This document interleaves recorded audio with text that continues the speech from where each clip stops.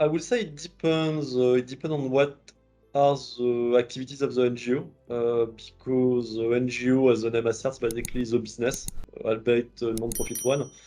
So I will say that in countries such as Singapore, Hong Kong, Malaysia, it's usually relatively simple. You have some countries, however, where depending on the exact activity, it may be more complex. For example, Indonesia, Thailand, and in certain cases, Vietnam.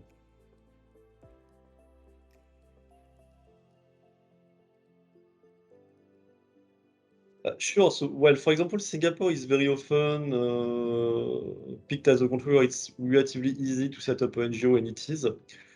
So the first step would be to choose a type of entity that is to be used for the setup. So it's possible to set up a private limited company as an NGO. However, most often, due to the non-profit nature of the business, one would choose a company limited by guarantee, because such companies, well, do not have shareholders and as a result cannot distribute dividends. So by definition, they are non-profit. The setup, I mean, in such case, is very simple, a little bit more complex than a private limited company, but not by much, in the sense that you will have to file an application with a tailored constitution that we can prepare for our clients. And you have a filing to do with MAS. So that's the standard process. Of course, if you are looking to apply, for example, charitable status, or if you're planning to provide specific activities that could be deemed as sensitive, in Singapore, for example, assistance to, I don't know, migrant workers,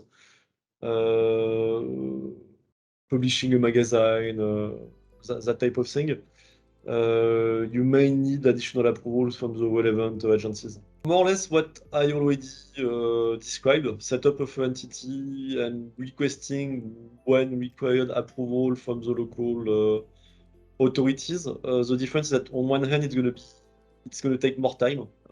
These countries are not as efficient as Singapore when it comes to business setup.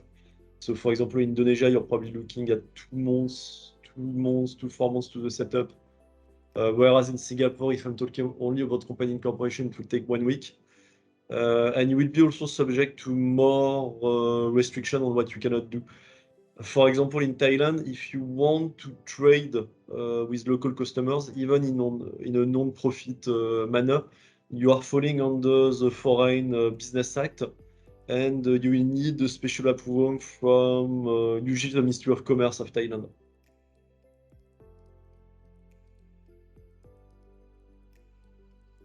Well, they will need to prepare a detailed business plan,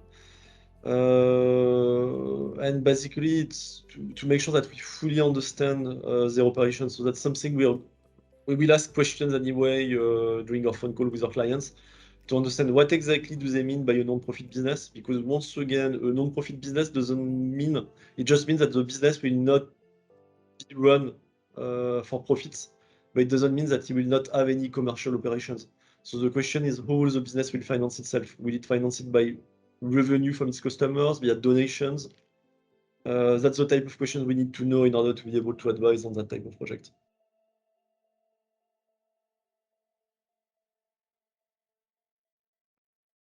Well, that unlike local corporate service providers, we are not only looking at a single country. For example, if you contact a Singaporean corporate fiduciary, they will usually be familiar with Singapore, but not much else. If you contact a corporate service provider in Thailand, they will be familiar with Thailand, but not much else. At Teleconsultants, our main advantage is that we're able to look across jurisdictions.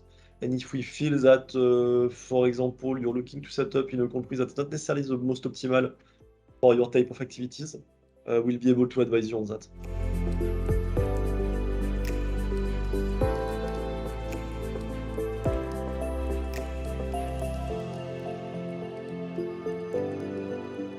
Our viewers have enjoyed this video, they are welcome to like it and to subscribe to our YouTube channel. And if they have questions regarding the topics that we just discussed, they are also much encouraged to drop us an email, and we'll be pleased to answer.